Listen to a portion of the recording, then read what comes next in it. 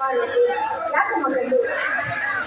ನನ್ನ ಬಾಳ ಲೌಕಿ ಯಾವ ದನ ಸೇರಿದೆ ಎಂದು ನನ್ನ ಲಗ್ನದ ಜೀವನ ಸಾಗಿ ನಾನು ಹುಟ್ಟಿದಾಗಲೇ ನನ್ನ ತಾಯಿಯೊಂದಿಗೆ ನನ್ನ ಕತ್ತ ಹೆಚ್ಚಿಗೆ ಕೊಂದು ಹಾಕಿದ್ರಿ.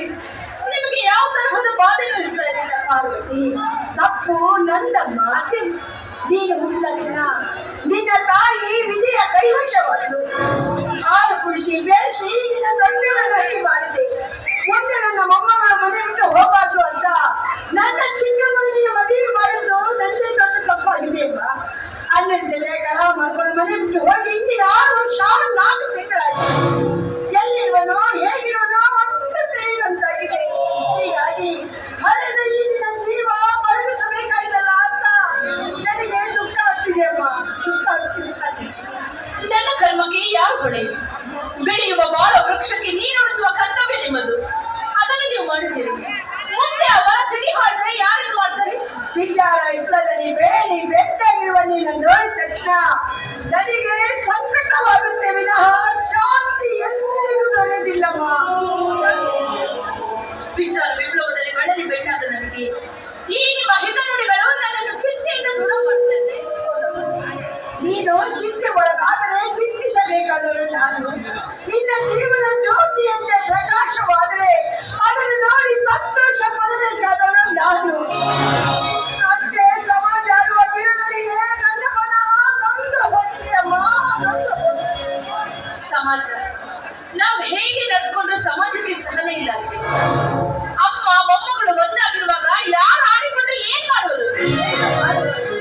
ನಮ್ಮಲ್ಲಿರುವ ಕಾಯ್ದ ಕಪ್ಪನ ಸಲಾಕಿಯಿಂದ ನಮ್ಮನ್ನು ಚುಚ್ಚುತ್ತಿರುವ ಹೊಸ ಗೊತ್ತಿ ಎಳೆ ವಯಸ್ಸಿನಲ್ಲಿ ಮಗನ ಮದುವೆ ಮಾಡಿದ್ರು.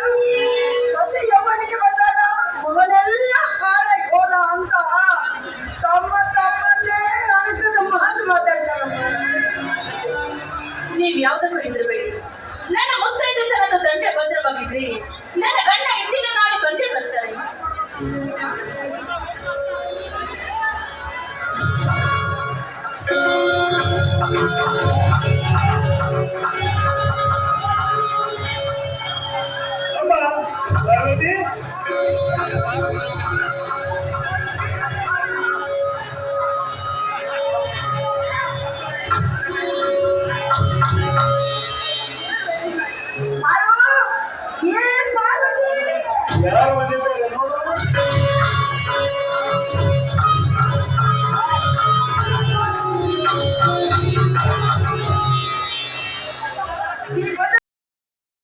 ದೇವರ ಮುಂದೆ ತುಪ್ಪದ ದೀಪ ಹಚ್ಚಿಲ್ಲಪ್ಪ. ಮಗ ಬಂದ ಖುಷಿಯಲ್ಲಿ ನನ್ನ ತಾಯಿಗೆ ಕಾರ್ಯದ ಮೇಲೆ ನಿಲ್ಲುವಳು. ಹೇಗೆ ಮಾತಾಡುದಿಲ್ಲವೇ? ಮತ್ತೆ ನಾನು ರಿಟರ್ನ್ ಮಿಲಿಟರಿಗೆ ಹೋಗ್ತೀನಿ ಬಿಡು. ನೀವು ಬಂದ ಸಂತೋಷಕ್ಕೆ ಏನ್ ಮಾತಾಡ್ಬೇಕು ಅಂತ ತಿಳಿತಾನೆ ಇಲ್ಲ. ನೀನು ಒಂಟಿಯಾಗಿ ಬಿಟ್ಟು ಹೋದಂತ ನನ್ನ ಮೇಲೆ ಕೋಪನ, ನಿನ್ನ ಮೇಲೆ ನಿನ್ನ ಬಿಟ್ಟು ನಾನು ಎಲ್ಲಿ ಹೋಗುದಿಲ್ಲ ಅಂತ ನಿನಗೆ